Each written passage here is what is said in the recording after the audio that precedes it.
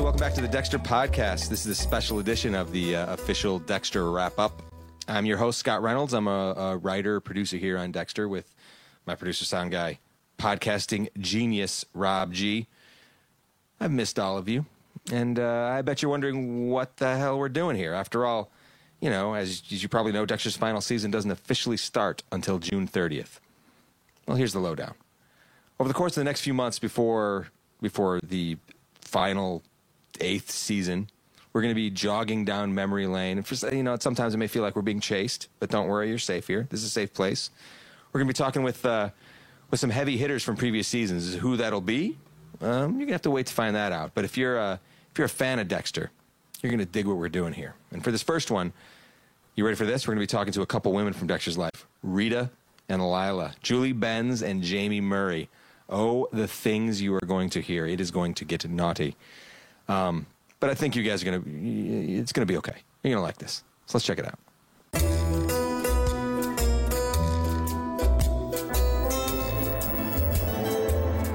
Hey, welcome to the Dexter Wrap-Up Podcast. Sitting here with Julie Benz. Hi. Rita, we learned it's Rita Bennett Morgan. It's hyphenated. Not hyphenated, just Bennett, That became your middle name. Middle name. All right. I think. I don't know. I'll go with that. Jamie didn't think necessarily that we're sitting with Jamie Murray, Lila Tournay. Thanks for having me. It's lovely to be here. Thanks for coming in. Season 2, season 1 through 4. It was Lila Tournay? Yeah. Although my real name, that was just a pseudonym. Oh, what was your real So name? it came out later that my real name was West. Lila West? Mm-hmm. Guess which writer wanted that? Which one? Wendy West. Wendy West. Actually, wait, no, she wasn't here yet. Oh, that's very interesting. Yeah, we had a writer named Wendy West that came on in season 4. Yeah, that's interesting, huh? Look at that. I was ahead of my time, as usual. Ahead of your time, yes. So I thought we could get together and talk about Rita and Lila. Season 2. What's weird is you guys, first of all, let's just say this, that you guys are like great friends now. On Twitter, you guys are, what's your Twitter handle again? At Julie Benz. At Julie Benz. At Ms. Jamie Murray. At Miss Jamie Murray. Because she's proper. That's right, Ms. Ms. Jamie Murray. I think someone had nicked my name, actually. I had to be inventive. So. It worked out all right. Ms. Fitz. Good, right? It's because you were late to the party. Yeah, I'm always late to the party, but I'm always late to leave, too. Yeah. But you guys seem like best friends. And your we are. Twitter presence is watching each other's dogs, and now you're on another show together, right? Yeah. Yes. We don't really like going on location without each other. Yeah. So Is that how it works? You guys have it in your writer? I actually had Julie written into my contract. That works out well. And I think she's my friend, but I'm really her servant. Yeah. She cooks. I That's cook what for her. I take care of her dog. It's great. It works really well. I've seen Downton Abbey. Me, I know how this works. She doesn't even know. I feel like it sometimes. I feel like you're saying it. She's got no sense of self. No self-esteem. All the best friends have no self-esteem. But it's not one-sided. Yeah, you can take. It's awesome. Yeah. Why would you wow. have friends in any other? Well, it's funny because I watch Jamie's dog all the time. But to be honest, I would never leave my dogs with Jamie. And I would never want to be left with them. So it's I know. It's like a perfect thing. No, she has offered. brainwashed her. She has offered a couple times, and I'm like, I'll send them to the kennel. What dog? I generally offer when I know she's already got a sitter. Yeah. That's You know what? That's very smart. Yeah. Very smart. Yeah. Let's talk about the characters, right? Let's talk about Rita and Lila. So you came on at the very beginning. Yeah. Pilot. What was that Pilot. like? We always like to hear about the audition stories, all that sort of God, stuff. Who did you beat? We want to know. No, don't. I don't know that, but I will say I had to pre-read for the show. What's that mean? Meaning, like, I had to read for a casting assistant to even see the casting director, and I was just Darla had to read for a Yeah. casting assistant. What Yeah. the? I know, but you know what? I love the script so much that I was like, of course. Sure. I mean, I was like, I would do craft service on this. Like, Yeah. I'll do anything. But I read for both Deborah and Rita. Whoa. Yeah, because they didn't know like what direction they were Imagine that. going in. Alternate and so, worlds. So I read for I both. would love to see an episode of that. I know. Well, the funny thing was this is how actors always have a misperception of themselves. I really thought I was Deborah. And they think it's because I wanted to swear. And I had to work so hard on the audition material, and I had to, change how I stood and do all this stuff and like put all the spin on the ball and like Right. to try to be Deborah. And with Rita, I didn't have to do anything. It felt too easy almost. It felt like it was too easy. And I remember I finally, through the different stages, finally ended up reading for Jim Manos. And literally, as soon as I opened my mouth, he looked at me and he goes, and I was there to read. I was going to read for Deborah. Like I was like, I'm going Right. to do Deborah, first, and then I'll do Rita. And as soon as I opened my mouth, he's like, "Oh my God, you're a Rita." And I was Wow. like, "But I worked so hard on the other stuff, and I just want to swear on camera." I know. I just want to have a potty mouth. Like I'm just so excited about that. Because Rita did not have a potty mouth. I can't I even don't remember think- a swear word. I think I swore one time, and I think it might have been. Like, damn it. I know. No, there was one time I think I got really angry. Yeah. And I swore. It might have been in season 2. Might have been because of you. Lila did make things. Yeah. She upended the apple cart. Yeah. And then when I tested for the show, I had to test twice. Huh. Because the first time, they thought I looked. They thought I looked too put together. Huh. So they asked if I would come in like sloppy clothes and looking a little more frazzled and harried. So Damaged. yeah. So I had this really wonderful idea of drinking a whole bottle of red wine the night before my test because it gives me really puffy eyes. Okay. I was only supposed to drink half a bottle, but I ended up drinking the whole bottle because once you start, you can't stop. And then I got really creative and I put mascara in the roots of my hair because they said my hair looked too pretty. Like my Right. hair was too perfect. And so I took mascara and I drew in roots. And Yeah. I came and I wore like the sweats that I wear when I'm like having like a sick day, like these mismatched Yeah. sweats and this oversized ugly sweater. And I had the sweats because of course I was hungover and I hadn't showered. It was like 9:30 in the morning. And I'm sitting there, I signed in and I'm sitting there, not a stitch of makeup on, nothing. Right. And I'm a little clammy because of the wine, and I'm sitting out there, and I watched the casting director and Michael Cuesta and Jim Manos go, well, she signed in, but where is she? Oh, wow. And I'm like, I'm here. It's me. And You're invisible. I they love looked that. at me and they asked me if I was wearing a prosthetic. No. And I said, no. What? Prosthetic face? On my face. And I said, no, I just don't have any makeup on. And I had a bag of makeup sitting next to me in case I went. Yeah. I'm like, did I go too far? Should I put like more makeup on? And they're like, no, you look, wow, you look so different. Yeah. And I started sweating even more because of the wine. And, and I literally, when I went in and read, I walked back out and like, Deborah Quillick came out and basically gave me a kiss and was like, the part's yours. Like, Wow. you got it. Like, all you had to do was show up with no makeup on. And like, Oh, I love that. Makes me And yet you wore makeup every time you were on camera. I know, right, but yeah. not season 1. Yeah. Season 1, I had the 5-minute hair and makeup call, which was awesome. Yeah. But I remember when I came on. Well, you told me afterwards that you actually were like, "Oh, give me flat shoes when I'm next to you." Yeah, because I feel like or a short make me look potato more next drab. to you. Sure, potato. And she liked that feeling of feeling. Kind of dumpy. Right. I feel dumpy next to Jamie anyway. What? So, yeah, so I insisted that they I put encourage me. this. I feel like a short, squat little potato next to her. So when I met her, and she's so tall and lanky, and I was like in flip-flops that day, and I remember going, God, I just feel like a little short, fat potato. Oh, this is actually good for the character. Yeah. So I had them put me in the flattest shoes possible. But they did have to make me prettier during season 2 because of you. Oh, really? Yeah. That's why Rita started like wearing makeup was because of you. Thanks. Way to go. Yeah. It even started back then. They That's not- came and they said, we got to make you look a little prettier because we cast this really beautiful actress and it's got to be Oh, my believable that Dexter would want to stay with you. And I was like, so I really am a short, squat little potato. No, they never said that. I don't did believe say that they that, said yeah, that. yeah. No wonder we didn't. Well, we became became friends afterwards. But No, we but weren't friends I'll during tell you. the show. I'll tell you when I fell in love with you during the show for one scene that we had together. Which scene The was one it? where you were eating, and most actors don't eat when they're filming because true. you don't want to have, and especially women, especially me, because calories that you consume on camera actually do count. I always thought broken biscuits, other people's food, and calories that you consume while acting didn't count. No, they actually do.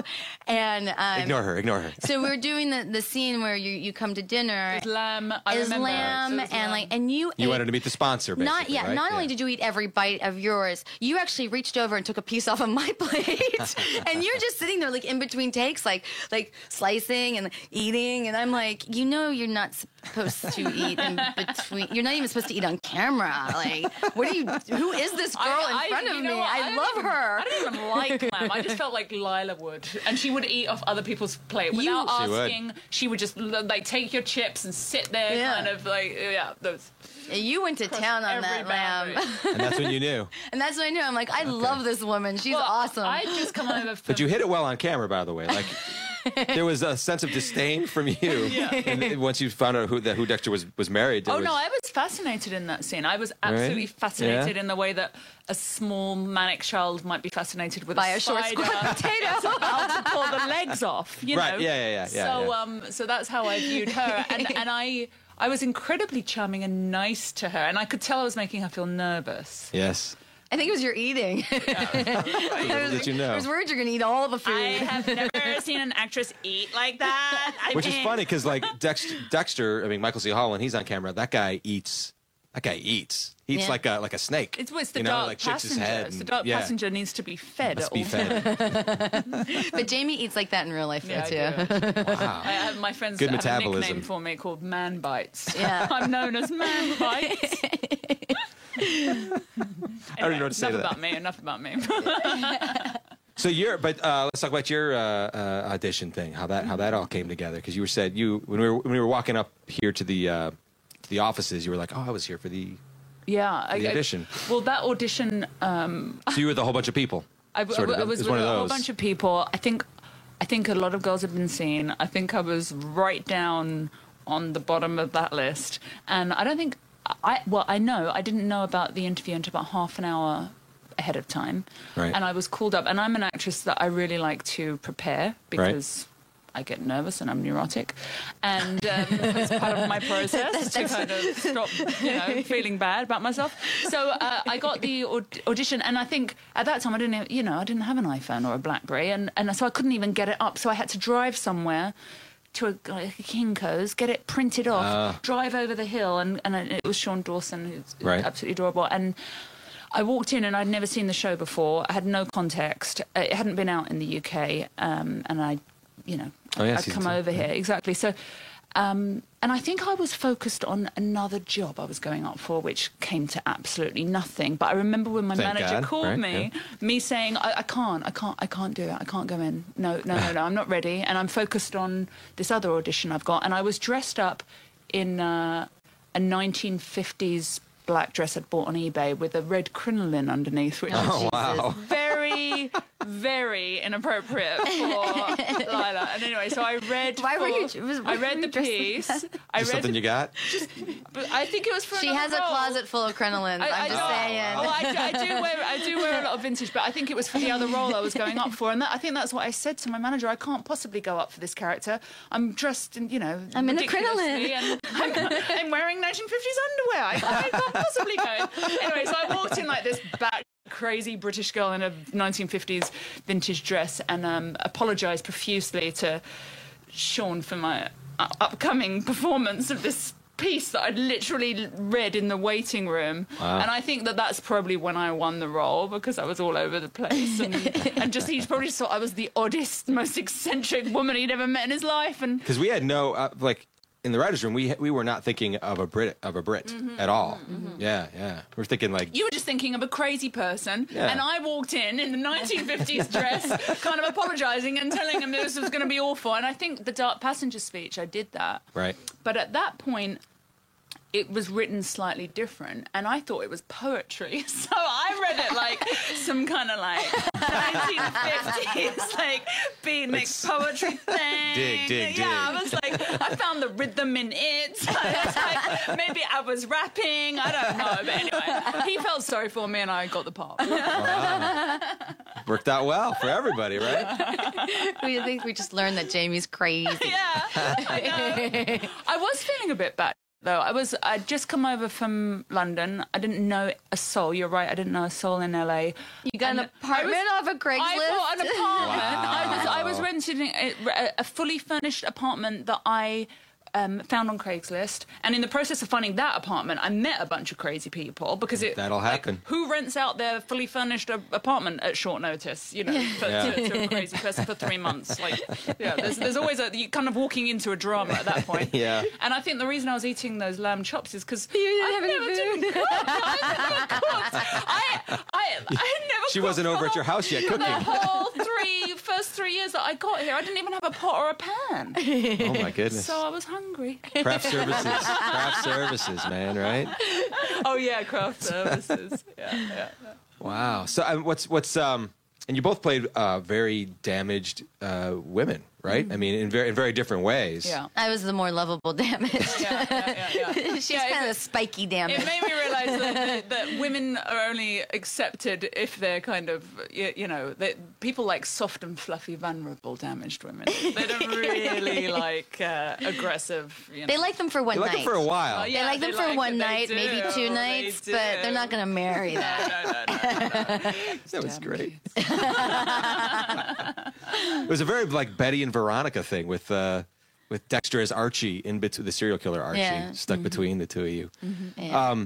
Well, it's so funny because people either they love Lila or they love Rita. Like they don't love both of us. Yeah. It's like you either love you love one or you love the other. You're not gonna be like I love them both. No. Yeah. Definitely is polarizing. Yeah. They're polarizing. Yeah.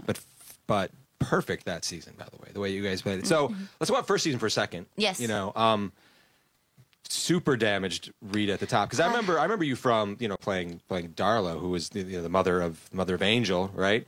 An entirely different person than Rita Bennett. I mean. Yeah, I mean they both so it's interesting because I always say they both shared a certain amount of damage by a man. Like they both were damaged by a man.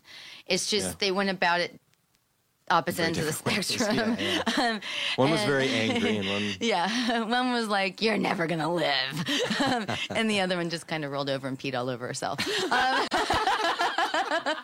it was in a bathtub, so it's okay. Yeah. But everyone does it. Come on.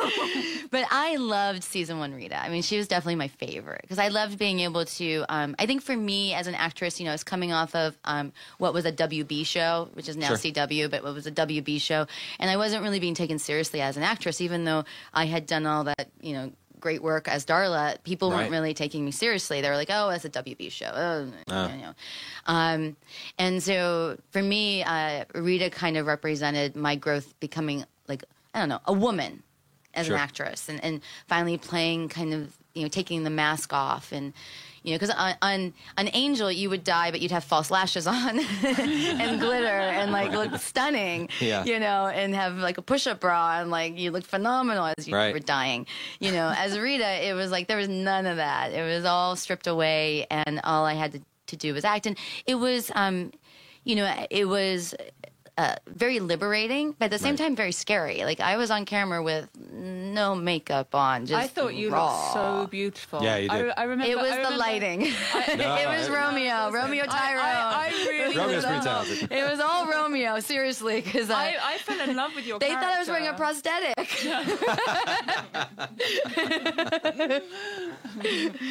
No, I mean it was very liberating to kind of have that mask removed into be able to touch your face in a scene. I mean, a lot of times we, as actors, we don't touch our face because we got this makeup on, and you leave a fingerprint. It's Start to so sweat. thick, and so I mean, just to have all that stripped away and just be very vulnerable was great. I feel like the most vulnerable moment, I think, was season 1.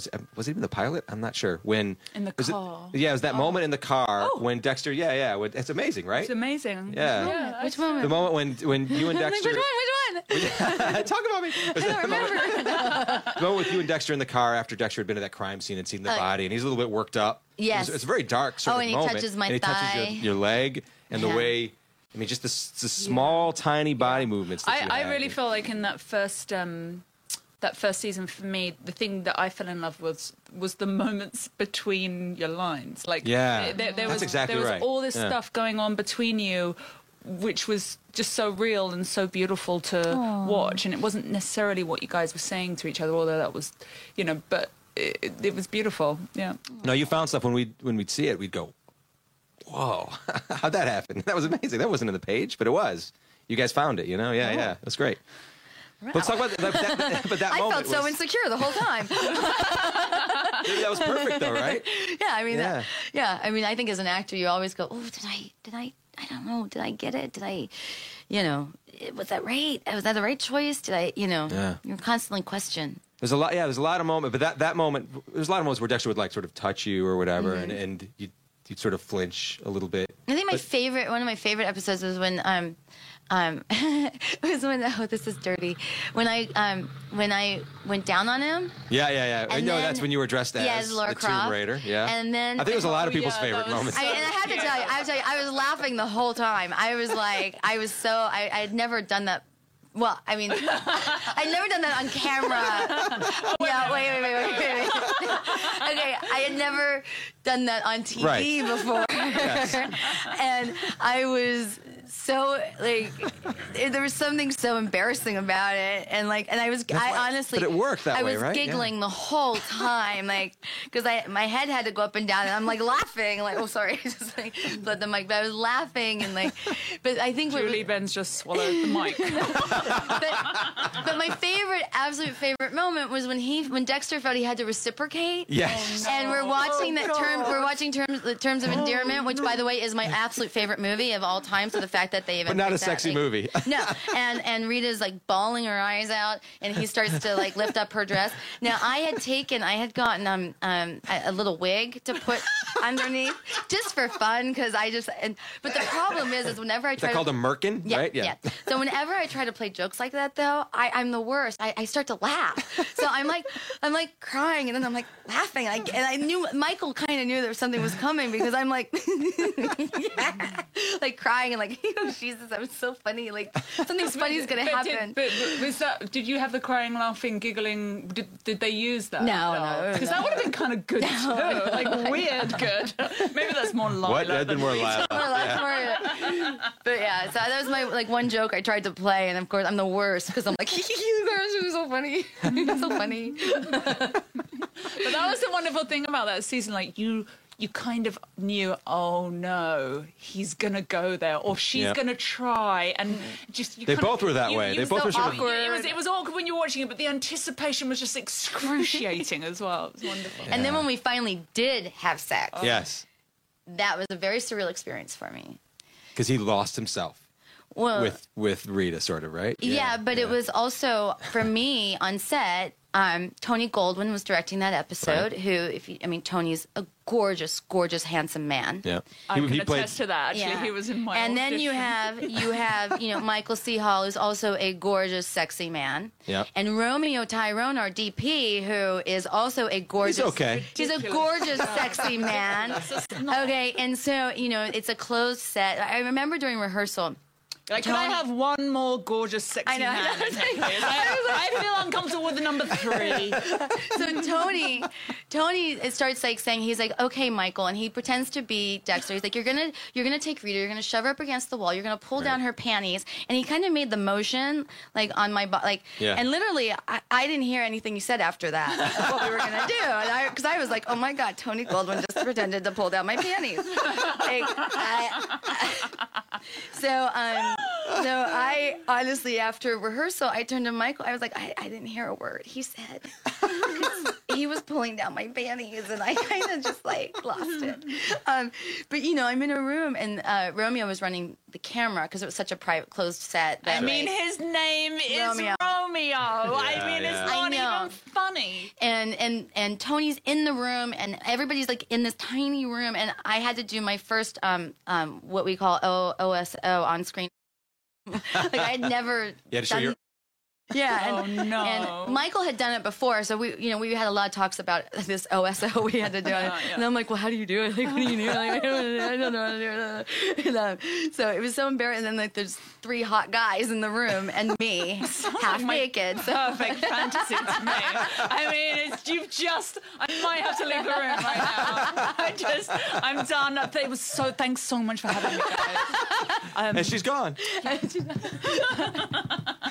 Yeah, so that was like a really fun. See now, here's my experience with that sort of a thing. It was my episode was the one where Lila duped Batista.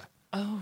Where Dexter had sort of dumped you. Yeah. And you were very angry, but you went after Batista, and Batista was just like, "Hello, greatest day of my life." So sweet. And then he was totally so sweet. And then you roofied yourself.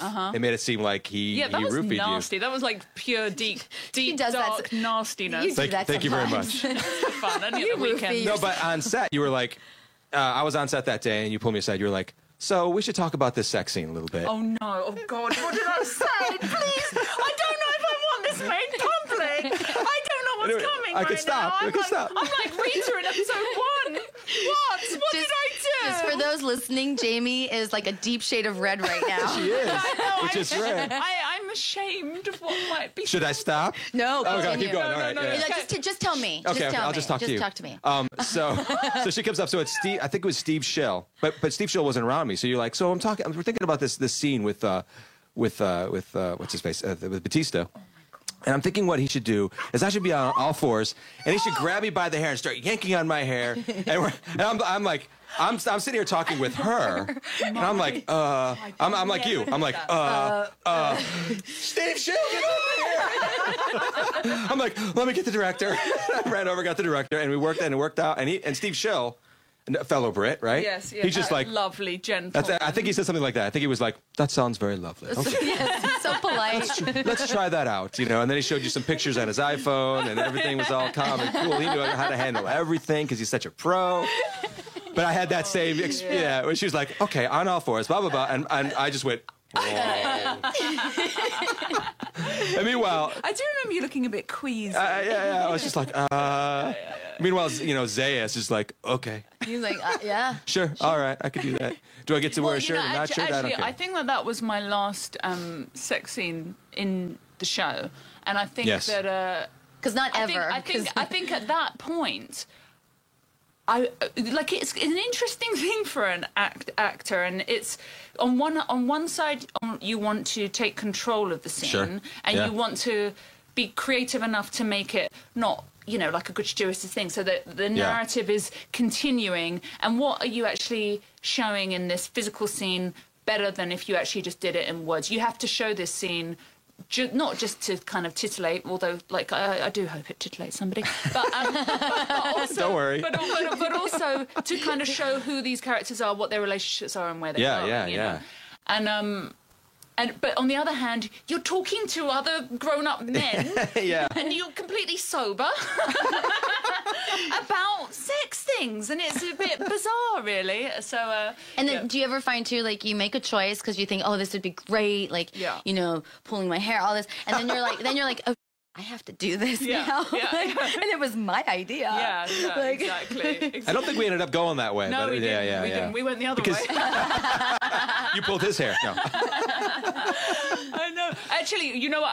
It's funny. Actually, it's a bit like, well, maybe I won't go there. But it was funny because I remember that, and I'm blushing because I remember all the men going, "Oh no, Jamie!" And I remember feeling so ashamed of myself that I should suggest such a naughty scene, But anyway, I thought Lila would have been into it. It wasn't me. I think.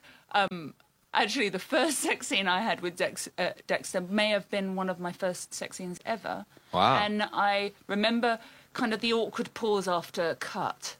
And it was very quiet, and everyone was being very kind of proper and serious. And I think I may have looked at Romeo, and I just said, I just want everybody to know that that's not actually how I normally... I'm much more quiet and focused. Grips are like, okay, look at that. All right. Good File to know. that away. Good to know. Our camera department was always so lovely because they would always wear sunglasses whenever I'd have to do love scenes, and it was just like a cute, like fun thing they would do. Yeah. And it would always make me laugh. I'd come out on set to get naked, and they'd have sunglasses on as if they couldn't see me, and I was like, oh. They'd always wear masks when I went. Blindfold. And I never asked them to do that, which was weird, really weird. So season 2. Yes. When this girl came out, because that was the season where, just to remind everybody about all this sort of stuff, that was the season where you thought that Dexter was a drug addict, where he had made this confession, which wasn't he? He was an addict. I still don't know. He was, right? He's a drug addict. It's right? interesting because you've actually at Comic-Con, I think it was, when she was at Comic-Con, someone had asked you this question. It's like, do you think you would ever have believed that Dexter Morgan, because was a serial killer, as opposed to Lila, who found out and just embraced it, you know? Mm-hmm. Yeah, I don't think Rita. I don't think Rita would ever accept it. Like I don't think. I think when you share your life with somebody, when you share your bed with that person, you create a life, you have a baby.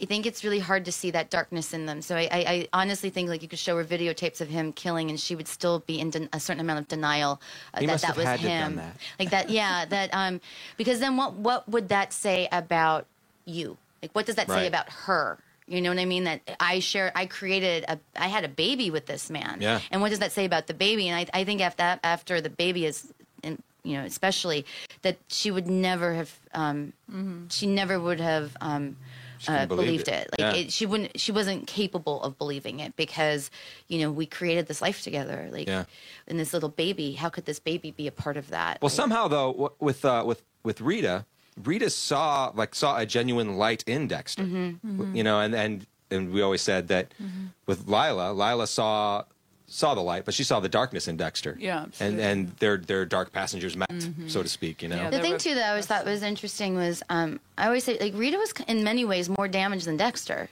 She suffered more abuse over a longer period of time. Right. Dexter just saw his mom get chopped up to bits and pieces.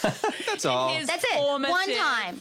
One time. He's also a psychopath, which sort of... Yeah, but one time. It happened one time. You can get over that. Yeah. People have gotten over that. They've gotten over a lot more. Like Rita was abused on a regular basis by her first husband, and God knows what happened in her family life. I mean, we all met her mother. That mom was a bit of a... So, I mean, she was... But she still believed in love and still believed in her knight in shining armor and still had that light. So yeah, who was crazy, Lila or Rita? I ask myself.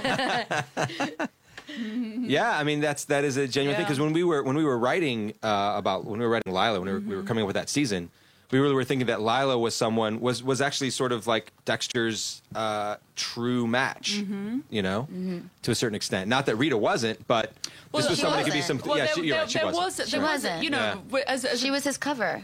She needed something. But not that he didn't love Rita.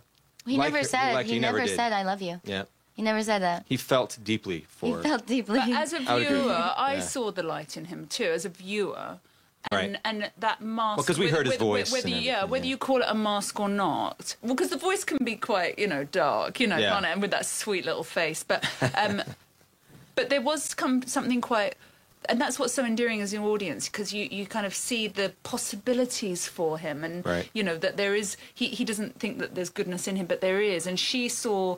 Whether you call it the mask or not, she saw that, and so she believed in it, though, and there was so much goodness in her. Yeah. Whereas Lila was more attracted to kind of that darkness, and she maybe hadn't met anybody else who she could connect at that level with. So. It's interesting that Lila wanted pure honesty to a certain extent, and Rita didn't necessarily. I don't know if Rita necessarily would have wanted that to know those things about Dexter. No. Like that's the only way we could sort of like in the room that we could sort of process that Rita was always fine with Dexter being gone until 4 a.m, and she didn't understand his job. Obviously, he had work. Yeah, he had a job that required him to go off at all hours, and I think obviously in season 2 she became suspicious. Yep. But I think because of Lila. Yeah. That beautiful moment when you dropped Dexter off at NA, and he's like, I've got this, and Dexter in that moment, when he's talking about the sponsor, he's talking about Lila, he doesn't see it in Yeah. any way, shape, or form. He's sort of childlike in that moment. He's like, I've got this great sponsor. Yeah. And there she is over there. And everyone's like, wow. And there's, yeah. And that was the first time we ever saw any sort of darkness in Rita that you showed, but you tamped it down. You kept tapping it down. I'm not going to kill her. I believe in him. But Rita was actually pretty sweet about it. And in fact, you invited me over and stuff. It was my message, my voice message, which was kind of, actually, nothing had happened at that point, but it made it sound like it had, and you realised that he'd lied. But actually, you were but even that quite sweet invite, to me. I mean, that invite wasn't necessarily pure sweetness and light. That invite was, who? Well, You should invite this person over. I think all women do that. I think we all do that to see who our husbands are hanging out with. Yeah. I love her. She's lovely. She's awesome. Nice shoes. So, no, I think women do that in general. It's like you want to know. I don't know. I tend to feel women. This is your sponsor? I remember there was a line that was like, can it be that guy over there? Can it be that guy? There was a guy standing in front of me, wasn't Yeah. Yeah. Oh, look, it's Santa Claus. Great. No. And especially, I do think when, and in Rita's defense too, when you are with an addict, in her mind he was an addict, right? And has a sponsor. Sponsors there's almost a level of intimacy that they have with each other. That's why it's supposed to be same sex, Yeah. And that's so then it was like, and she's that was Lila grabbing on. Yeah. No, I'll be your sponsor. Yeah, it was like, wait a second. This is the person that's going to know more about him than me. Yeah. I feel like a short, fat potato. You are not a short, fat potato. Rita was. Rita was. And I was too. I still am sometimes. I always have to wear heels next to Jamie. So. And then, so you invite her home. There's that great, sort of dinner scene that actually sparked the friendship. But what's odd is that in that moment, it was supposed to be the first real moment where Rita starts to put her foot down about this relationship, about who Dexter is, and is there another side to Dexter? Well, so it's intensified because your mother was there, wasn't she? I know. Oh, yeah. Mothers always make everything a little bit Mom was like fueling the fire, She was like fueling Rita. I forgot about to, that. That's right. That added another whole dynamic to it. Yeah. And then Dexter's just sitting there, oblivious. I didn't know a thing. And there's all these kind of estrogen hormones kind of wrapping around and kind of grasping each other. And Dexter was actually oblivious all the way. I think pretty much all the way up to that moment when Rita broke up. When I keep pointing at you like you're Rita. But, here I in this room I am. That's okay. When Rita broke up with him, basically over because he hadn't slept with Lila or anything at that point. Yeah. And then it started raining. He shows up at the typical man. So predictable. When it rains. Showing up when it's raining. It's so predictable. You break up with a guy and he seeks rebounds, solace in the arms of a heathen in the rain. It's so predictable. And then that was another part. When I was watching the dailies back that season, that was a long time ago, right? What was that, 5 years ago? 6 years ago now? Oh my goodness, I can't believe it. But I thought one of the funnest moments, it was another car moment actually. It was that moment when Lila and Dexter were driving around in the car. Oh yeah. And you're collecting art. Yes. And it was just this spontaneous sliding off the road, slamming into what was it? It was a post. Post that's box. how she really drives. She's on the right. When you drove on the right side, then smashes into the thing and takes it and gets back in the car and was that followed by hiding out in somebody else's house? Well, I think that's part of it, and then also I think collecting the wind chimes. That's right. This would be amazing for my art. Yeah. And then Dexter was feeling this first time ever feeling sort of unleashed. Yeah. Which is something he had never been able to feel with anyone before. Well, I think it was also there was an incredible amount of discomfort for him as well. And I felt it in the scenes. When somebody kind of crosses your boundaries and you feel that kind of tightness in your chest, and I kind of knew that. It's funny as an actor, sometimes you're doing stuff and you kind of feel all these feelings and you kind of can't really make sense of it at the time. But those scenes were incredibly uncomfortable to film sometimes because, these two characters were just kind of banging up against each other, and, Right. you know, and Physically. whether he In the rain. In the rain. unfortunate choice of words. Typical. Unfortunate choice of words. And actually, when we then came to that scene, there were a couple of different drafts of that. Yeah. And it ended up being something quite different from what it was originally. And originally, it was much more kind of a passive. You know, he arrives and there's candles. I was like, it's raining and there's candles. Like, what the? Like what? You're autistic. And I said, these two people, and that it was like a lit match. It was like there was a spark, and it was dangerous, and it was a bit uncomfortable, wasn't it? Yeah. I remember there was kind of a moment, that it was just a bit odd, and I thought, well, it should be, because these people are unstable. You are. No, I mean...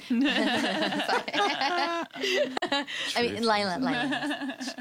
There was nothing sweet about that scene, really, was there? No, it was just heat. As opposed to the scene that you had with Michael, that was just a very different sort of open honesty between the two of them. I remember coming to set after you shot that, and everybody was going, "Oh my God, it was so great, it was so hot." Blah, blah, blah. And I remember feeling like, well, what about me?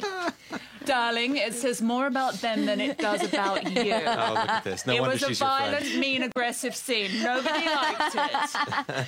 And if they should, they need to seek out somebody who's qualified to talk to them. Deep, dark things. It's that other thing you were talking about, how people like Lila or Rita. Yeah. The sort of not bipolar, this polarizing thing that happened that season. Yeah. Yeah. Like there's a lot of people that were saying, man, I wish Dexter could have run away with her. Oh, And who knows what would have happened? Who knows where the show would have gone? Yeah. And then there was other people that were like, what the heck is Dexter doing with that woman? Yeah. Well, I think one of the wonderful things for me about, it's only my thought, but these characters are quite extreme. Yeah. And they're quite polarizing characters. If you combined Rita and Lila, they would maybe become a whole person. Absolutely. That's right. And if you combined, that beautiful kind of sweet side of Dexter with his dark passenger side, he would become a whole person. And it really is kind of, he should have been a Mormon. It's psychology, kind of like, Could have had both of us. The shadow self, the repressed self, the side of yourself that you kind of shove down and you're ashamed of, and all those parts which, if they weren't also fragmented, it would all be okay. Yeah, and that's the thing about Dexter that he unleashed we talked about this in the hallway earlier about what Dexter did to Lila. Mm-hmm. Want to talk about that? Like, what did Dexter do to Lila? Well, I was saying to you, wasn't I, that sort of the NA you can't say you're playing a bad character. You can't play crazy, because otherwise you just end up a huge caricature. So I was saying at the time I didn't really know what I was doing. I was just kind of, she needs this, and she wants this from him, and she's, upset or offended about this, and, it doesn't feel good, and, you kind of play it moment to moment, and it's because did you know where it was going to go? No, I didn't know where it was going to go. Can we keep things close to the chest up here? Very. I know that. I said it's a bit like looking back at your 20s or something. When you're in your 20s, you thought you had all the answers and you knew everything. Yeah. And it's only when you kind of look back and you think, oh God, what the hell was I? Yeah, and what the hell was she doing? She was very damaged. She was very damaged, and I think that possibly she'd never really truly been connected to anyone, and she'd been looking for this connection. She'd been going to NA meetings. I don't really know if she was necessarily an addict, because she said that, she went there and she'd got clean, and then, a few episodes in, she's like chinking champagne glasses with Dexter. So I think it was all bollocks, really. I think that she was going there because she was trying to connect with other people's shadow self, other people's darkness, because she'd never fully been able to express hers or connect. Right. And then she sees him, and suddenly she's like, oh, hello. She reads all those signs. That scene in the restaurant where they're sitting across from each other. Yeah. So. And it unleashed something inside of Lila. Yeah, I think it was, a dormant, didn't even know dormant part of herself. I think that she probably was more aware of that side of herself than Dexter was, but I don't think she'd ever found somebody to connect with on that level. And I think that when he then withdrew that, Yeah. I mean, you know, he'd really fanned the flames, and I think that she was that damaged little girl in her, that damaged, angry child, was furious. Because Dexter made promises to both Rita and Lila that he didn't keep. Yeah. And I think Typical. I think that she. I think that she Your felt. camera's on. My mic's on, sorry. Yeah. I think she felt truly connected to him in those moments of crisis. So then, when he withdrew from her, I don't know whether you can't play someone who something is unleashed in. I think what happened was, she then associated drama and crisis with this feeling of deep connectedness. So then she would try and recreate that by, getting the guy, the crisis, the making the guy come and attack Dexter, setting our place on fire, whatever it was, or the thing with Angel Batista, she was. We all just know a crazy women like this. drama junkie. Create a crisis so that things can get better again. Yeah. Like it makes sense to a certain extent, but it's we all do it can I sort of. swear? Yeah. Up. It totally is. But there are people out there that do it all the time. Yeah. People do it all the time. Like, All the time.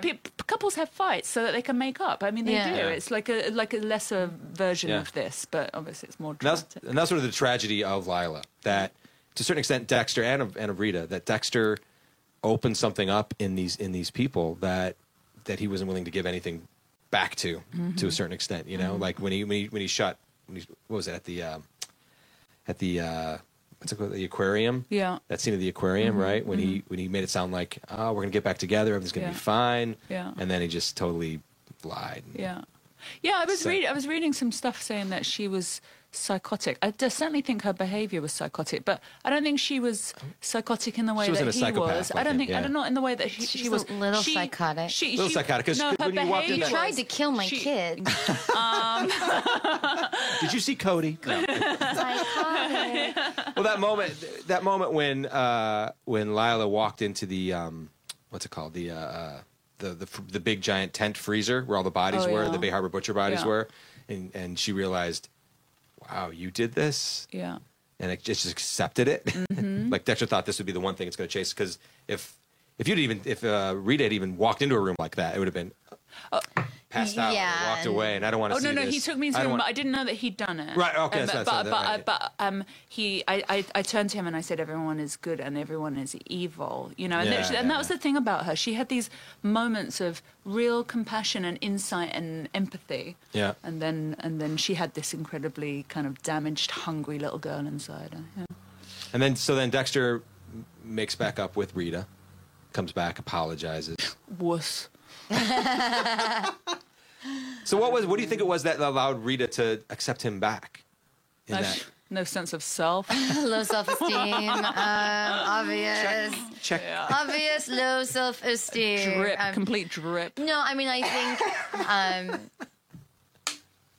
think really, like, she really still believed in him. Yeah. And I think having gone, like, Rita has been through this before with the first husband, and Right. Not as bad as Paul.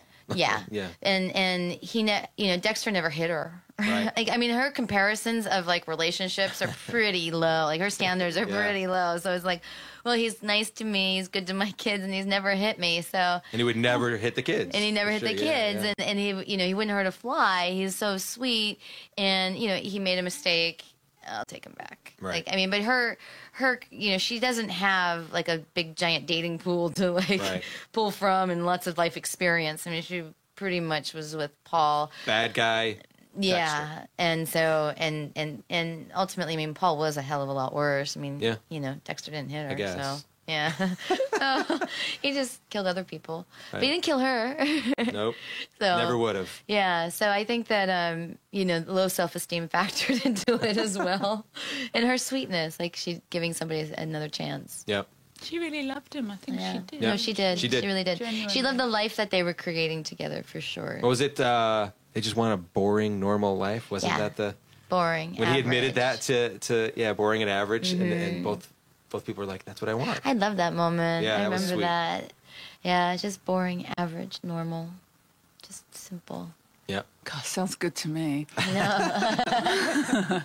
Which then led to this was I don't know if you knew this, like at the end of season 2, originally was not set up so that Dexter would go to Paris. Yeah, I know. To chase Lila down. Michael Wait. C. Hall suggested it because he said that everyone would hate me so much that they didn't want to see the payoff of me being killed. And I was like, dude, have you ever heard of the spin-off show? I mean, I don't understand. Now I'm going to have to go back in time, and do the spin-off show in the early 90s, and no one's ever going to believe that because I'm The getting Burning older. Days. But Yeah. wait. Did you actually get to go to Paris? Yeah. Bitch. Did on my own with Steve Schill and nobody else.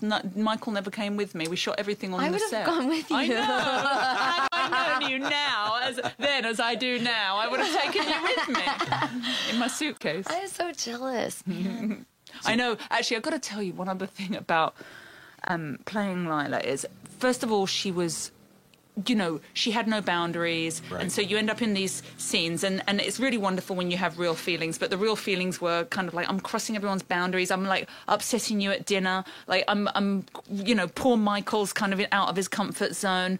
Deb hates me. She's Yes. calling me the titty vampire. English titty vampire, yeah. Then- Hail English titty Then, I fall in love with people like Eric, who played James Dokes. Oh, right, yeah, Eric Kane. Yeah, he's fantastic. And, I find out I've got to kill him. Yeah. And then everybody else loves him too. And so, people are kind of talking about the fact that, God, he's off, and they stop talking when I come up. Like, I'm really, so I got to tell you, sometimes I would go home after a day of playing Lila, and I would need a stiff drink. I kind of needed to dim the lights and kind of, de-Lila myself because Sit I in the just corner felt and like rock a little bit. the most unpopular girl at school. I felt so awful. But even that moment when you blew up Dokes in that cabin, that was a pure loving moment. I know. It was. It was like, oh, this is. Yeah. That, I mean, that's right. That's the moment when you realize this Yeah. is Dexter is the Bay Harbor Butcher. Yeah, there was and I can protect him. There was a moment where, It's about connecting. Eric looks at me and he sees this kind of compassion on my Yeah. face, like, oh my God. It's so and great. he reads, oh my God, I can't believe that he did this to you, you poor thing. Yeah. And actually what she's saying is, oh, poor Dexter all alone, It's so he couldn't great. tell me this. It was just so creepy, You're like, oh, yeah. But it was. I mean, that's almost every season of Dexter. It is about this wooden boy who is trying to connect with people. Yeah, it really is the And show how- that for me is about connection. About connection and you know, belonging yeah. and this universal human need that we have for that, told through a very sort of dark, twisted lens. But Yeah. And And you killed Dokes. You could say I was looking for that connection with him and the Dark Passenger, but I don't think Rita didn't connect with him just because she was going more for she saw more of the mask, because people only ever really see their reflection anyway. Do you know? Right. That's the yeah, other thing yeah. about connecting, like romantic love is you think, oh, this person's perfect. Well, it's only really because you're projecting on them that they're perfect until you discover they're no Right. longer perfect. Yeah. So. Also, her standards were pretty. We're pretty low. Pretty low. Yeah, did you find that frustrating as by season 3 and season 4? So Lila dies. Dexter goes to Paris, makes Big mistake. his Big mistake. His It's one- not too late, we could undo You it. could rewrite it. He missed her heart. Her heart was on the other side. I mean, yeah, there was no blood, really. I mean, it was just a little You're in a nice little bag. Oh, don't say that. tiny prick. Hey now. What was you saying there? Sorry, you totally lost me, a little prick. You brought it up. I'm trying to forget it. We were talking about the death of Lila, which then, Yes. but then, You're talking about Rita With and Rita, her. the way was it that- frustrating. yeah, the frustrating part about how Rita became sort of the accepting person about it. Like when we're as viewers are allowed into Dexter's mind the way we are, and the way that Dexter has his voiceover, and we understand what he's actually doing and what he's actually thinking. And this poor Rita, who is like standing at the door and saying, "So what time are you going to be home for dinner?" And getting maybe a tiny bit upset that Dexter's going to be out till 4 in the Yeah. morning, which any other normal person would be like, we need to have a relationship check here. Low standards. Yeah. Did you find Grow a that pair, sort of Rita. hard to sort of portray that after a while? That sort of constant acceptance of Dexter, that sort of, sighing like, well, Dexter, okay, go ahead. you know? Well, I mean, I think Rita even was frustrated a bit. Like, Yeah. I think that she suffered a bit of frustration. But like I said, she really fell in love with their life that they were creating together, and with Great him. kids, beautiful baby. Yeah, and I think that she, obviously doesn't have a lot of experience with a normal relationship, and this was just another reflection of that. But like, she would, he was providing. Wasn't it season 3 they moved? No, season. Yeah, they had the house. Was that in 3 or 4? That was I admit 4. it's a blur. It is that 4. Was It is 4 4 because It you was moved into the new 4. neighborhood. Yeah, and that then was season 4. But that was Dexter's thinking, can I have it all? But in season 3, I think when women want something, I think, the psychology is like, especially with Rita, like she really wanted this relationship with Dexter. She really wanted it to work out. Right. She didn't really want to go out and find another guy. No. Like she's not that kind of girl. So you Especially tend with to 3 kids. Yeah, well that was before. Right. Oh, that's right. But That's true. but she was starting to feel confident about herself. She and was, starting to yeah. feel better. So she's, a lot of the sighing was her frustration of his actions, but at the same time she was accepting them because he was helping provide the roof over their heads. She didn't have to work as much. She Yeah. didn't have to worry as much. He was wonderful to those kids. Really wonderful. The kids loved him tremendously. And so it was for her, okay. There it was, yeah. Yeah. I mean, I will say season 4 was frustrating for me. And in hindsight, I understand why. I understand the brilliance of what it is you guys did. But in the moment, I didn't know because I didn't know the end of season 4. Right. But what you did was you set Rita up to be the nemesis. Yes. And I didn't know that. I didn't see that. I was a little frustrated. Small N, but yes. Small nemesis, but yeah.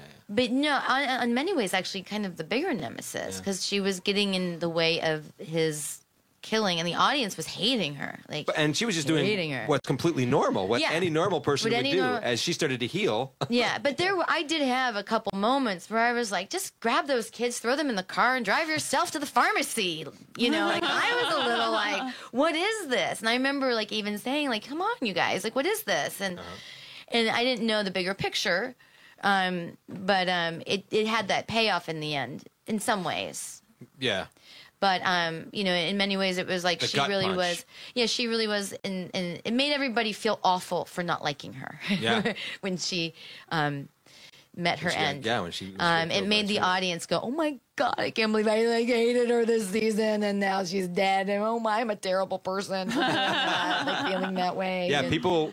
Why didn't we work through those issues Yeah. when the relationship got and then- toxic? I mean, we should have gone and seen a therapist or something. I mean, it would be fine. And I remember too, on some message boards, they're like, "Listen, I know I said I hated her this season, but I didn't mean for her to die. I mean, why couldn't she have just gone away for a couple episodes?" Like people really To a thought health that they were bar. responsible. It was this really kind of funny response that happened, and it was interesting. I didn't see it coming at all. David Zayas was the one who actually pointed it out to me halfway through the season, what was Really? happening. Yeah, he's like, "Do you think?" And I'm like, "No, they told me they could never. I just had a baby.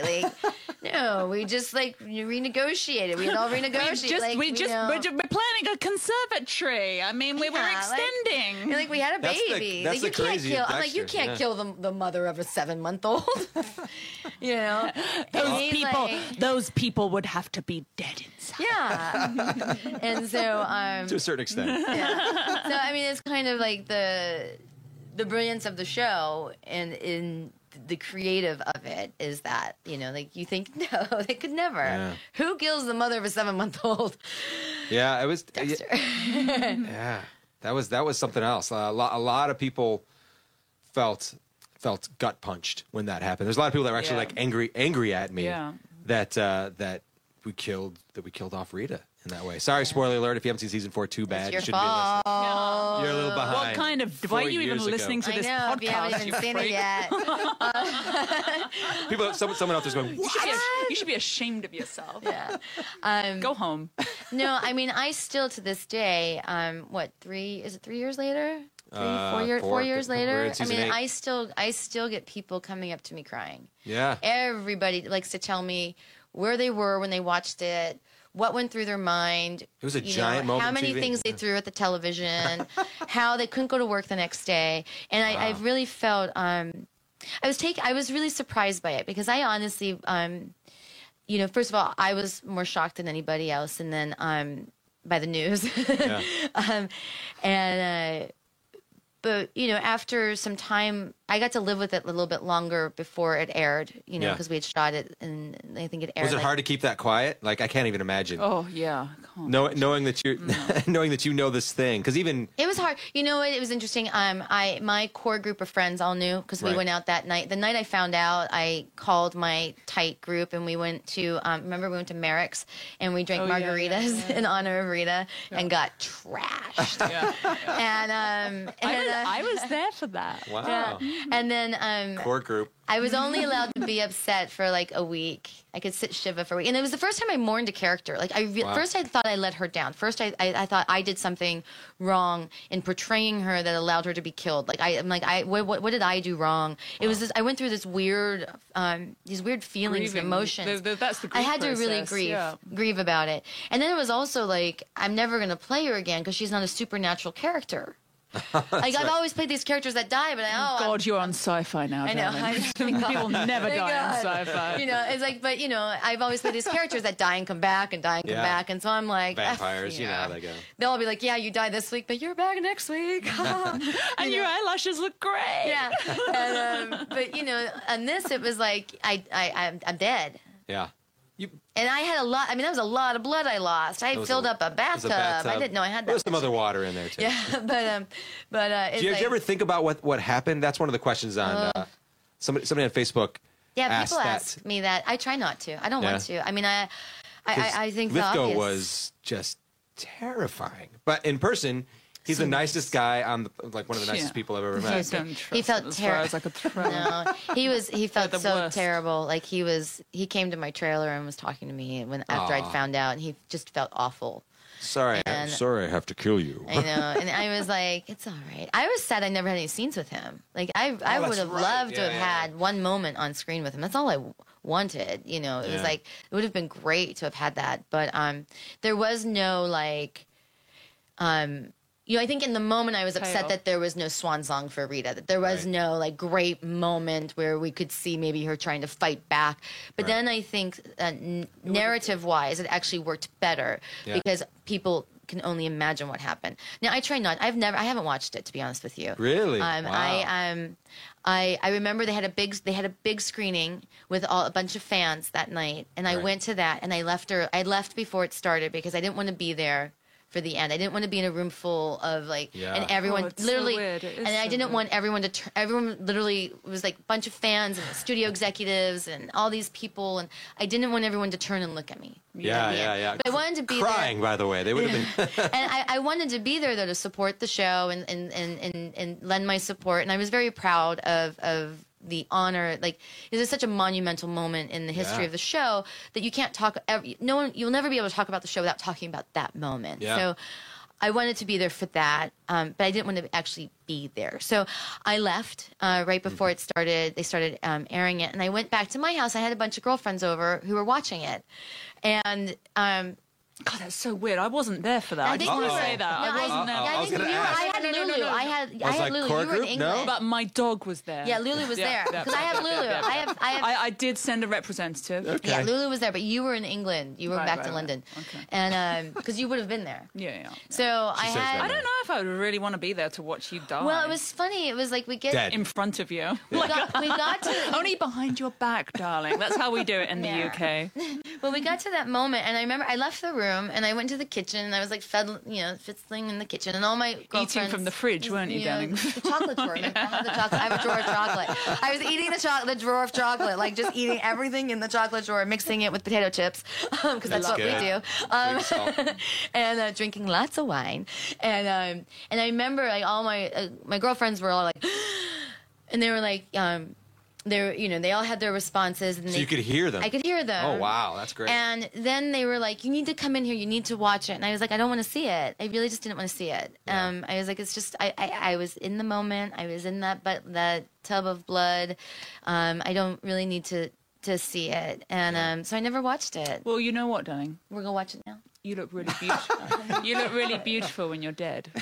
No, I mean you really die beautifully. Thank you. Yeah, it's one of your best my looks. best looks. Yeah. I tell you what, you really kind of peaked as a corpse. Thanks. Thanks. She's so sweet. I see why So she's in the core nice. group. Keeps me grounded. But I will know, it was interesting because the next night I went out with a couple people, and we went and we were just walking into a restaurant, and we put our name down on the list to get a table. And I remember you could hear this like gasp in the room, and I was we were just all chatting and talking because to me it was like, even though it just aired, it felt like it was a long time ago. So I was like, whatever. Yeah. And literally almost every table got up and came over, and like they couldn't believe I was alive. And I was like, it's not a snuff film. It's a TV show. They don't really kill the actor. It's a testament to Rita, though. I just want to say you kind of ruined it for those people. I mean, but I was shocked. I was shocked by that because I honestly didn't think. I wasn't sure what the impact was going to be, and I didn't know because everybody hated Rita season 4. No one hated. Yeah. People hated Rita season 4. All right. I read the message boards. I saw it. You guys looking for message boards? Yeah, I do. I do. I do too. Yeah. I did, and it was a. She used to go on. I don't anymore. I don't anymore because it was. She used horrific. to go on as like other people and like defend herself. I was like the things and then I'd be like, said, oh, could you comment on for me too? She'd the be like, things no, you that go they on. said about me. They say So horrendous. horrible things. Well, the thing is, sometimes up. they can't identify the fact that Right. I'm a different dark and twisted person to the dark and twisted character I was playing, So they confuse the two, and they're not like Lila was awful. They're like, I hate that actress. She is the ugliest actress I ever saw in my life, and she is pale, and she is a titty vampire, and I hate her, and I hope she dies. And every time she speaks, I want to stab myself in my eyeballs. And it's like, wow, yeah, I that's get a really that strong feeling. And they're like, I hate her voice. That voice is just terrible. Her voice. She's just a little nagging. Well, they've kind of got a point, don't they? I know. You either love it or you hate it. Well, Lila and Rita were amazing. What you guys brought to on screen, I mean, it was beautiful things. It'd make a great like Thelma and Louise style movie if Lila and Rita went on a road trip in the afterlife, like heaven, solving crimes in heaven. Wait, Lila's in heaven? What's going on? It's like the devil and the angel. Yeah.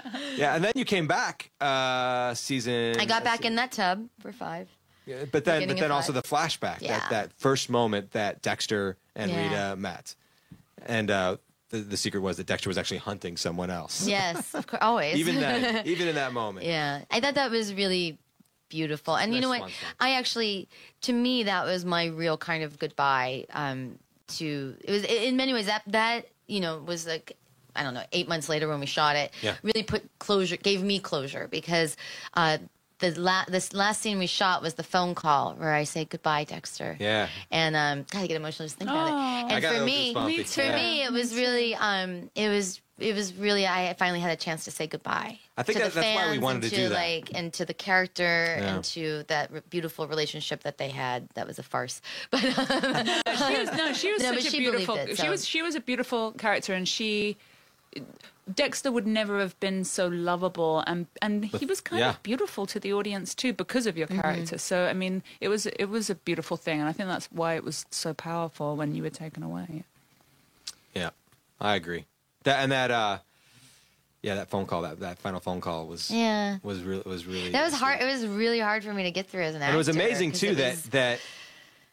I mean, you were Rita from season 1. I mean, they had that sort of that flowery dress and prosthetic face. It's the same dress. It's the same dress you're wearing today, Jamie. No, I wish they could see us on this podcast. I'm wearing like an old vintage like flower dress, and actually we'll post a picture. Julie's dressed as Lila. Yes, wearing a leather jacket and skin tight jeans. That's right. High heels. No. Ready to kick ass. Give it up. Give it up. I remember one time during season 2, Jennifer Carpenter and I, we went shopping, and we were like trying on dresses and stuff in the store. I was trying on dresses and she was helping me. And I remember I put on this like flowery dress. Because there's something that happens when you play a character. All of a sudden you start like finding clothes and you start thinking that that's your style. And I put on this dress. I'm like, oh, what do you think it fits? And she's like, no, you look like Rita. You don't want to look like Rita in everyday life. You look like a tablecloth. And she was right. I was like, oh God, you're right. Yeah, there was times, that's the costumers, the stuff that Kathleen, was it Kathleen? Kathleen, Hay? yeah. Back then, that she would, there was times when you would sit on the couch and the chair, the dress would blend into the couch. I love that. Yeah. I honestly, I laughed so hard at some of the, I used to say, like, if it looked like a tablecloth, then Rita would wear it. Rita would wear it, that's right. And every print had to look like a tablecloth that my grandmother had. Yeah. And that's No, it's very true. I was wearing. Very comfortable Very, and warm and, yeah. Very feminine and flowery. I'm Yeah. so not flowery. Am I? No, You wear more flowers No, than I I am do. a bit Yeah, flowery, actually. How'd that happen? I don't know. I've been trying to make up for Lila ever since I stopped playing her. So people still... trying to endear myself to people. Do people approach you, or do they sort of think, oh my God, that's Lila? I mean, I remember Dexter, Michael talking about how he'll be sitting at a bar and he could feel people like staring at him and going, oh my God, that's Dexter Morgan standing there. I wonder who he's tracking to kill. Yeah, your people are much more standoffish when you play a spiky character, and I get free drinks. and then I do. I love it. I get free drinks from everyone in the restaurant. They're like, send Rita a drink. Wow. And I'm like, yeah. yeah, people are a bit scared of me, and then it'll come up, or something on, and I'll say, oh, I'm an actress. Then they go, oh yeah, I know. And I'm like, oh, well, I never knew you knew because you didn't let on because you're absolutely terrified of me. What's she going to do? Exactly. She will burn me. Exactly. Yeah. And I get drinks. That's a good deal. I think so. You don't get drinks? I don't get drinks. When I played, I get drugs. yeah. When It's awesome. when I played Darla, I would go to the conventions,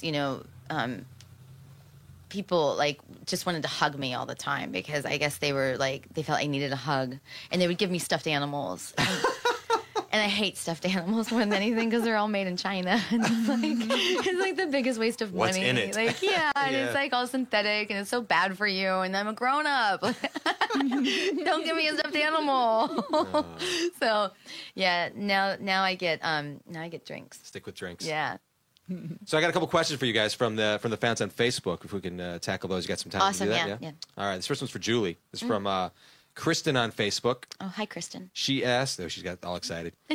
She asked, what was the hardest part about leaving the show? Oh, leaving the family. Yeah. Is it a family? It's the cast and the crew. I mean, the writers, everything. It's like, it's in some ways, it's part of your job as an actor because you're only there for as long as you fit the narrative. Like, I don't own the character. I don't have any rights to the character. My job is to bring, the writing to light and tell the narrative that wants to be told by the creatives on the show. So, I'm pretty much a hired gun unless you're producing it. But, we don't really have any say. It's not like I could say, no, don't kill me. And you'd go, okay, we won't. Good idea. Because I actually tried that. Failed. I said, kill one of those cops. They're just standing around. But Soderquist. yeah. Yeah. So the hardest part is that that you're not going to come back and get to play with these people in the same, like, it's just not going to be the same anymore. Like, Right. you're not going to come back and be able to, it's not going to be the same family. You'll work with people again. You always do. Right. But it's just not going to be the same family Right. that was It's created. the end of an era, huh? Yeah, that's what always makes me feel sad when I leave a job. And then, do you still see everybody? And is it still sort of a Yeah. Dexter family? She only needs me now. I That's right. know. So just Yeah. you now. I only see Jamie now. She kind of kidnapped me. Like I said, I'm her servant. I won't let her have any other friends.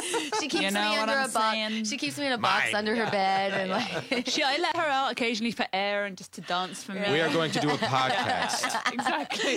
Get in the car. Look happy and be vivacious. Don't I'll make feed you tonight. don't make those save me now eyes again. I saw that last time we went. I took you out of your box. Yeah. So we do. I still see a lot of a lot of the cast and a lot of the crew. Not as much anymore. I've been traveling so much for work, so you I guys haven't been even shooting count. in We've been in Toronto. Toronto, Yeah. shooting the sci-fi series Yes. Defiance. Defiance. Starts April 15th. April 15th, 9 can't wait to p.m. watch on it. Sci-Fi. Yeah, exciting. We'll talk about that after this.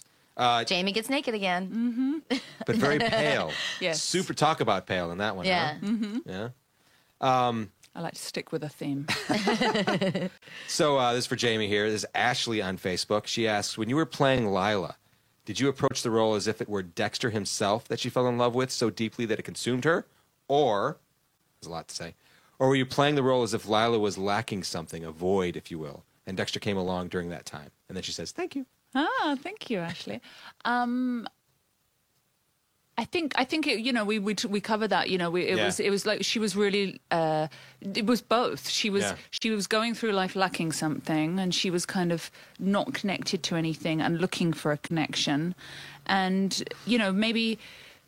She'd gone through a depression, or she'd kind of felt that she was never going to have that, and kind of put that part of her, that wish away. Right. And then along comes this person, and then suddenly she sees this real darkness in him, which he's trying to cover as well. Right. And she wants that because she wants to connect with him, and she wants to let him know that it's okay. And then she discovers all these other qualities about her, like she is actually quite loving and maternal to him, and kind of accepting, and so he also brings out her good side, so she feels more whole, and then he takes it all away. He takes it all and away. then when he does take it away, it does leave a big void, which she tries to fill through lots of drama. He killed you. You're dead. There's a big void. Her soul is gone. Julie, do you think that Rita ever... Well, we already answered this one. Sorry, Peter on Facebook. Hi, Peter. Peter, it was such a good question that we actually We already answered asked it a it. few hours Yeah. ago. A few hours have been on. But thanks, Peter. Have you guys ever played, this is for both of you, this is Aaron on Facebook asked, did you ever play a woman who was as damaged as Lila or Rita? Since or before? I mean, Darla was a pretty damaged woman. Yeah. I actually took my PhD in damage. I kind of try to do a different facet of damaged every like time. your thing now, yeah. But yeah, it has become You a little bit of live a damaged. thing. Yeah, I like to. I've inhabited. She was my first truly damaged character, but since then, maybe it kind of made me kind of interested in that, and so I've played a lot more other women who were damaged. But she was fun, huh? She was pretty spectacular, and she was the first. I think for me, since Rita, I've kind of focused on playing stronger women. Yeah. Because were you on Desperate Housewives? Desperate after that? Housewives, Yeah. My mom was like, I just saw Rita on Desperate Housewives. What is she doing there? 'Cause she hadn't She's a seen season lesbian 4 yet. stripper. Oh my God. My dad's like, that's good. Yeah. Can we tune in next Sunday night?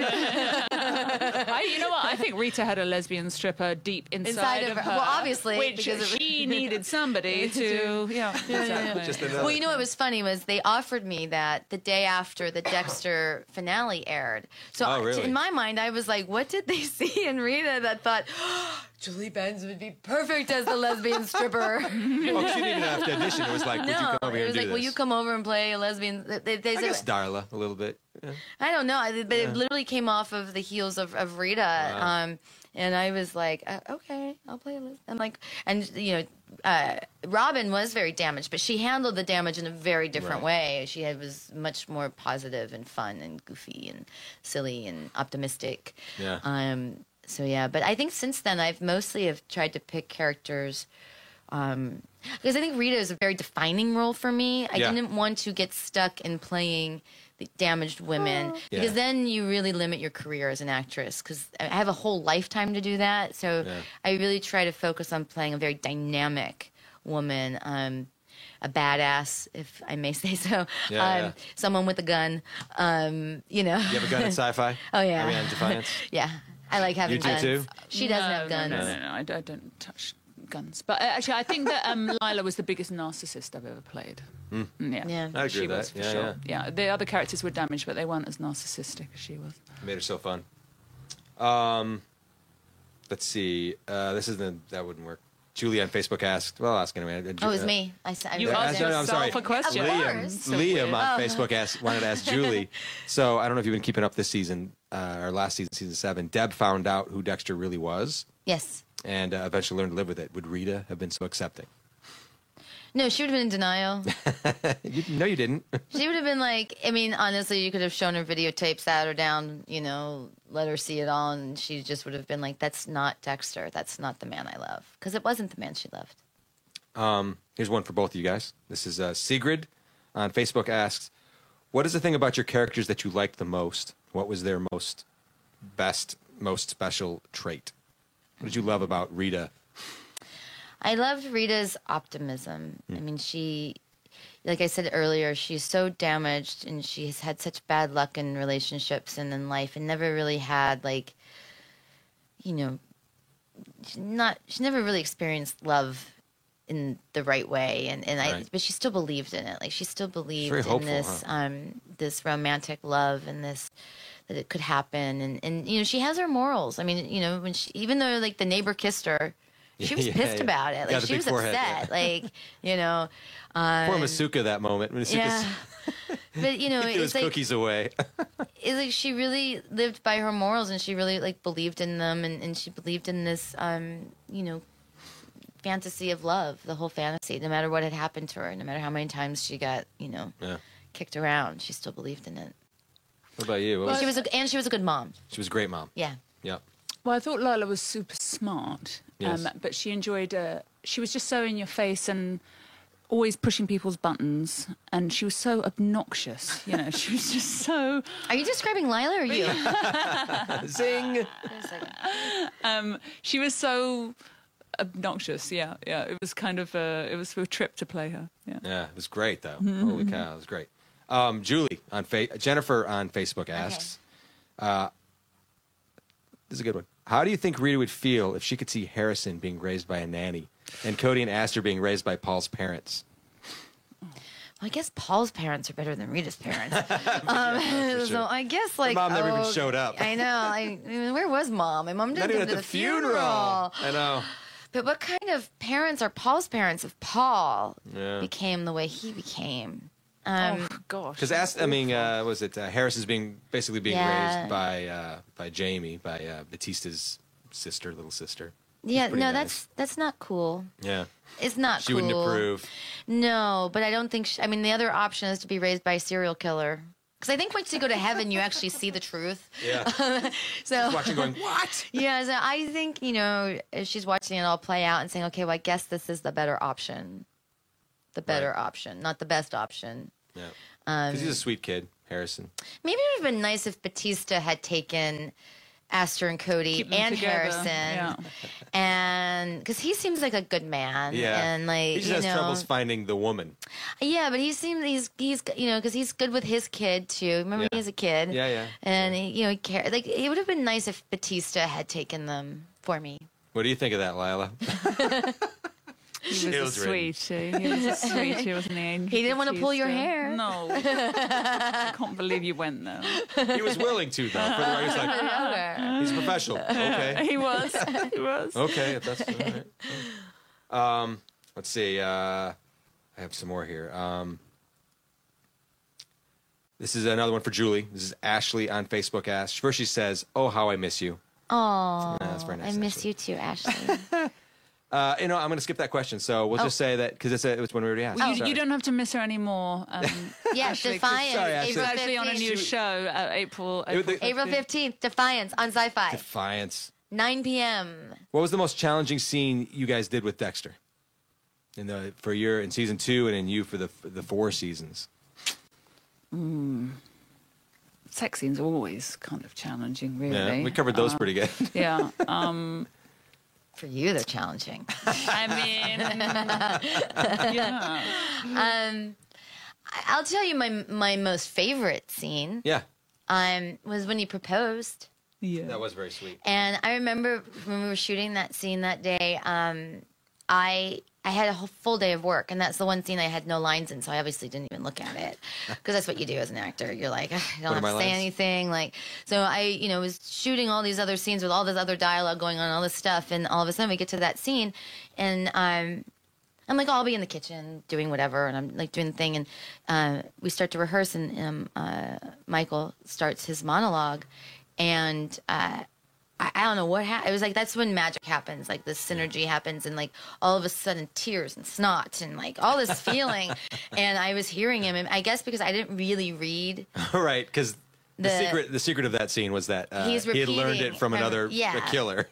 And I knew that, but because I hadn't really looked at it on the day, I wasn't really. And it was the most beautiful thing any man had ever said. Yeah. And it really it hit me as Rita at her core, and I remember Keith Gordon was directing that episode, I think, and he was a great director, and right? he was like, save it, and I'm like, there's nothing to save, this just happens. And every take I didn't have to do anything, I just had to sit there and just look at Michael, and he said this, the monologue, and just flowing tears, snot, everything, like emotion. And it was really I left that day just loving being an actor. Like that's one of those days where you're just like, oh, I absolutely love it. I'd say probably the most challenging was the pilots. Pilots are always challenging. Right. You always think you're going to get fired during a pilot because you do. I think for me, there were so many nerves. It was so like nerve wracking. And here I was working with Michael, who I was such a big fan of. And, right. Coming off of 6 Feet Under. Yeah. That was my ringtone for a long time, was the 6 Feet Under theme song. Yeah. I had to change it when I got hired for Dexter.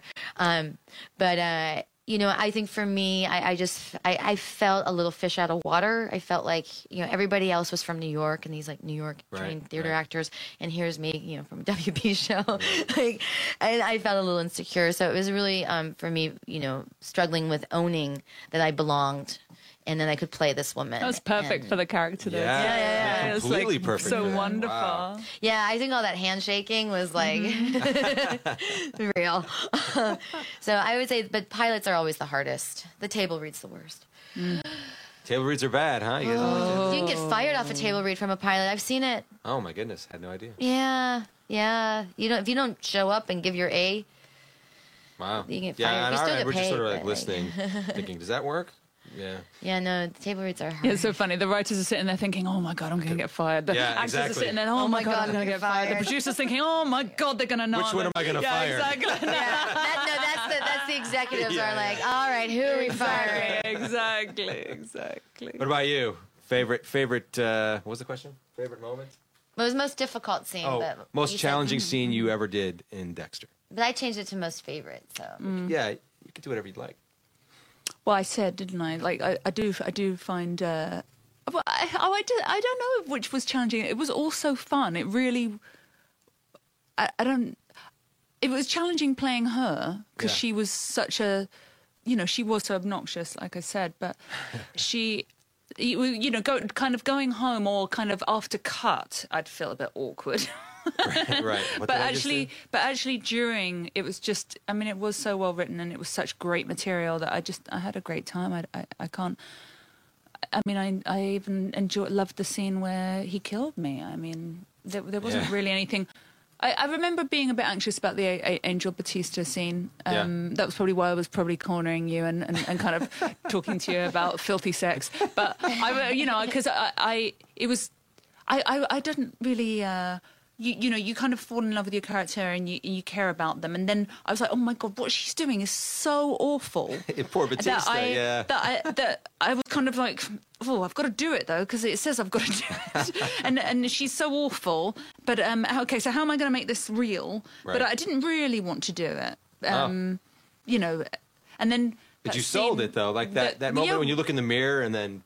Well, yeah, no, because actually Julie's great for this. She's a really, organic actress, and she always says whatever you're feeling, you use it. It's okay. Sometimes because don't judge it. We talk about this stuff all the time, and even when we're on different shows, but now we're on the same show, we talk about that stuff. And sometimes I'll be like, she talks. I'll be like, oh, I don't feel that good, and she's like, well, that's good. Your character wouldn't feel good. And I'm like, oh, yeah, I suppose you're right. That's a good thing. That's a good thing, huh? I never heard that before. That's interesting. Use it, right? Sometimes when you feel uncomfortable in the scene, it's because the character feels uncomfortable. And sometimes, too, as actors, we think, well, that didn't feel good, but that doesn't matter. What matters is how it looked. Right. Like, we're all about, like, oh, it has to feel a certain way. But really, it's about, is the audience moved? Yeah. And sometimes you go into work and, you do a table read, or you're in makeup or whatever, and as a grown-up adult, you want to feel in control. And sometimes when you're acting, you feel a bit confused. I feel really confused, and I feel a bit vulnerable. And you realise, well, actually, you have to abdicate control, and that has to be okay. And in order to have those real feelings, but it is a bit confusing sometimes. I read that scene, I was like, no, but Dexter's my soulmate. What am I doing? Even I don't want to have sex with this man, And I remember poor David Zayas. I remember because he's such a lovely, warm, sweet man, and I remember kind of. I don't really want to do this. And he was like, well, you do. I mean, I don't know what to say. I was like, well, no, I don't mean you, David. It's not you I don't want to have sex with. It's Lila. I don't want Lila to, Yeah. It worked out great. I mean, I'd love to have sex with you, David. But, Zayas. Oh, the conversations you end up having as an actor. Yeah. So thanks so much for coming in. So, and you guys are together again. We should say on Sci-Fi Channel, and it's about It's what is it about? It's a sci-fi show, and it's set 35 years in the future. Are you an alien? I play an alien. I've seen pictures, and you're very pale. I look a little bit like She's Rita. trying to look like me. A little bit like Rita. I've got like long white hair, lilac eyes, and white skin, and it's really an immigrant tale of these 7 alien races trying to live with human beings. It's after the apocalypse. It's basically, it's post-apocalyptic. It's not a show about war. It's not us versus them. It's not good versus evil. It's a show about like, okay, we had this massive war. We destroyed our planet. These aliens have nowhere to go. They're living here now. Like, can we make peace and live together? How do we all get along? Can 8 races find peace? Well, thanks so much for coming in, for taking the time to reminisce over Lila and Rita and all those days. We love Dexter. talking about ourselves. We love those characters. You do it very well. One of the easiest guests we've ever had here on the show. We didn't stare at the red light once. I can't believe we let you get one word in edgeways. I mean, it's amazing you were able to ask us any questions, really. Originally, I was going to suggest we do it at my house and have the wine flowing, but then it would have been like... Yeah, inappropriate for everything. So, like, you would have been like, oh my God. So then I was like, okay, wait, we can't do that. Well, we could have, but it's all right. I'll never work again. I know. So thank you so much. I'm Scott Reynolds, writer, producer on the show. I sit here with Julie Benz. Hi, bye. At Julie Benz. At Julie Benz on Twitter, and I have a Facebook fan page. I think it's I don't know what that is, but you can find it. Look at it, Julie Benz on Facebook. It's linked to my Twitter. Okay. But find it, because it's fun. Thank you so much for having me. Ms. Was it Ms. At Ms. Jamie Murray. Ms. And Jamie it's Murray. Jaime. That's right. Murray. Oh, yeah. Right. I like The to British rap way. my name like I do when I do auditions. Like Take us out. Passenger, and you don't know anything. I don't know where I'm going with this. British rappers. There's so many of them. I think there's The Street. I think it's The Street and You. Brilliant. That's about it. Yeah, what was that song? Oh, you're all right. Oh no, you're hot. You're hot and you know it. Yeah. That's a great song. You know who raps on Defiance? Graham Greene, actually. Oh, really? Yeah. I used to rap. Oh, you do? You just- she you has just a rap did. music video. Yeah, I do. What? I used to my God. rap when I was like 18 years old. 18 years old. There's this. You can find it on YouTube Okay, occasionally. can we move on? We can't No. now. We're gonna find it. What was it called? I tweeted about it once. Like last Stretch year, and burn on the life. a year ago, I tweeted about it. Is it about Jamie Murray rapping? So Yes, and I put the link up too to the. Okay, let's move on. What was can't the wait. name? Oh my God! And she looks exactly the same. Exactly the same. And she's like, Rat poison. She's dancing around right now. I mean, it was crazy. Wow. I can't wait to watch that. It's going to be great. I'm Scott Reynolds, writer producer on the show. You can find me at J Scott Amy. Our producer Rob G. What's yours? Thanks. Yeah. Rap for us, Rob G. That's such a rapper name. I do not have a rap. Yo, There is another Rob Rob G, G, come on, actually, yo. who's a DJ, I think, but But I it's was the not first you. Rob G. Yeah, the original. Yeah. So thanks everybody for listening. Thanks for coming in. Good times. Thank you. Good times ahead by all, I Thanks think. for having us. All right. Spin-off show. Spin-off. Lila and Rita. Lila It's and like Rita. Thelma and Louise on a road trip. Angel and Demon. Which is which?